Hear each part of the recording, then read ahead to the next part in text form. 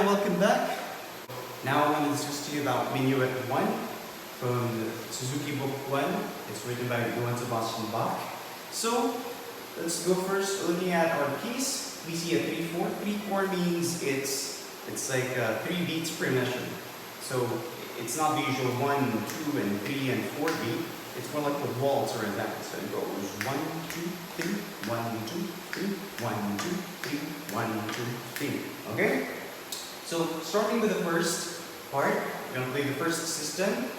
It goes something like.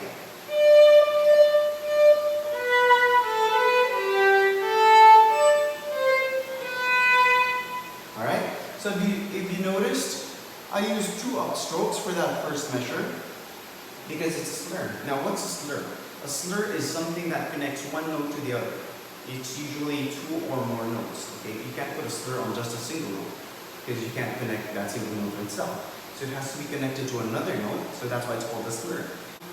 When you see slurs, you want to play it in a connected manner. So you want to use the same stroke. So instead of using down, down, I use down, up, because it's a slur. So you want to put that on your piece, so that's down, up, and then do single strokes on the next. And then we see another slur on the third measure, and it goes something like. Alright? So if you notice how I play the slurs for this phrase, I divided my bow into 2. So on the first upper bow, I stop in the middle of the first and second marker of my bow, right in the middle, and then went for up. Again, I'm going to play it. So I stop somewhere in the middle. Okay, it doesn't have to be abrupt and really short. Just use the entire bow. Stop in the middle, alright? And then we have this phrase.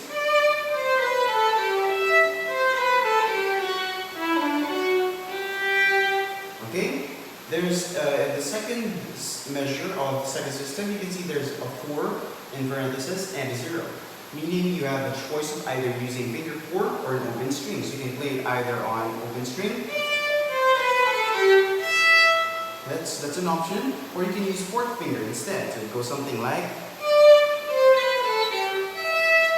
I used 4th finger for that. Alright, so it's up to you, but I really encourage that you use 4th finger instead. And then, so you just learn those notes there. And then we have something that looks like a bar with 2 dots. What does that mean? It's called a repeat sign. A repeat sign is literally, it means to repeat or to do it again. Okay, so it's like a parenthesis, so wherever it encloses, you repeat that phrase. So in the first part, we can see there's a repeat sign. So after playing the first 2 measures, before going to that last bar, you want to play it all over again. So it's going to sound something like this.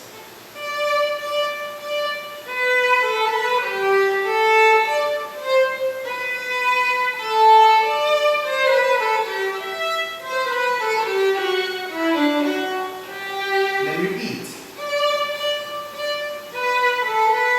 Okay, and then you go all through the way. And then, when you go to that part here again, and then you want to continue now to the next phrase. So it goes.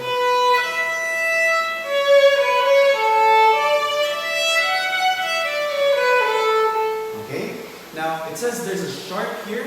There's a number 2 with a sharp. So what you want to do there is, I don't have markers on my violin, but I placed markers on yours, and it's 1 here, and then a little separate from the first marker, and then 3rd marker. So basically it's here, here, and then here. Just imagine, just look at your violin. So when you see a 2 sharp or a 2nd sharp, that's a C sharp actually. So you want to play it on the second marker right here. Alright, because it says sharp. Now when it says natural, you want to play it just right after the first marker, or in between the first and second marker. That's for second finger, alright? So since we have a sharp here, we want to play it on the second marker. So there's a space in between the first and second finger. Okay, I want to play that again from that sign P. By the way, P means piano, but in musical sheet, when you're reading music sheet, it doesn't mean piano as in like an instrument. Piano is Italian for soft, so you want to play this part softly, alright? So starting from P on the second system, going to the third system, we're going to play C sharp. It's going to sound something like this.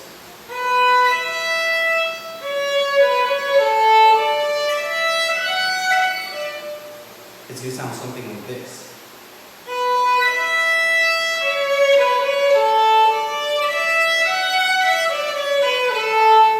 And then here we have the same phrase as the first part a while ago. It goes C sharp again, C sharp. Okay? And then the next part we have a C natural. So it goes something like this. On the second beat, it goes. And then C natural pa rin, because we don't see a sharp or a natural sign there, it's automatically C natural. C natural.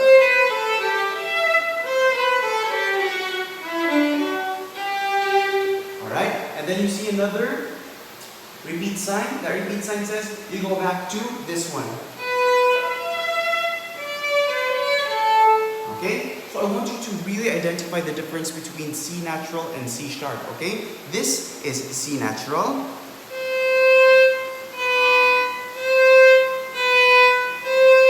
And this one would be C sharp.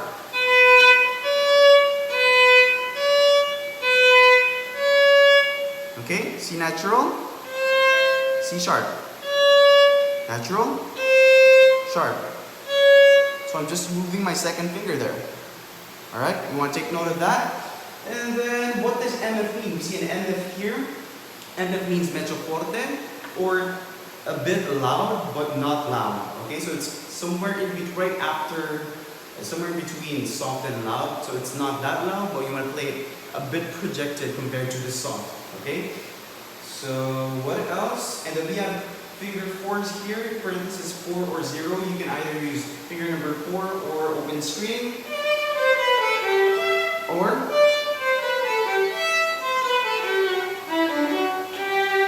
now we have something here that says tu da volta rit.